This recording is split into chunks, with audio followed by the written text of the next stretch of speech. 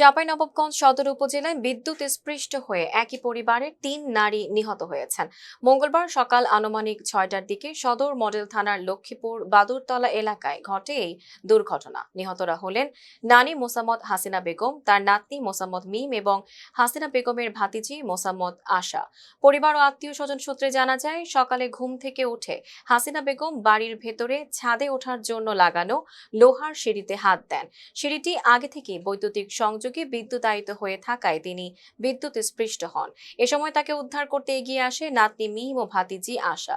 তারা দুজনও বিদ্যুতের সংস্পর্শে এসে গুরুতর আহত হন এবং ঘটনাস্থলেই ৩ জনের মৃত্যু হয়। খবর পেয়ে চাঁপাইনবাবগঞ্জ সদর মডেল থানা পুলিশ ঘটনাস্থলে পৌঁছে আইনগত কার্যক্রম শুরু করে। এ ঘটনায় এলাকা জুড়ে শোকের ছায়া নেমে এসেছে। প্রাথমিকভাবে এটি বৈদ্যুতিক শর্ট সার্কিট জনিত দুর্ঘটনা বলে ধারণা করা হচ্ছে। Tanjiba Nowrin, face the people.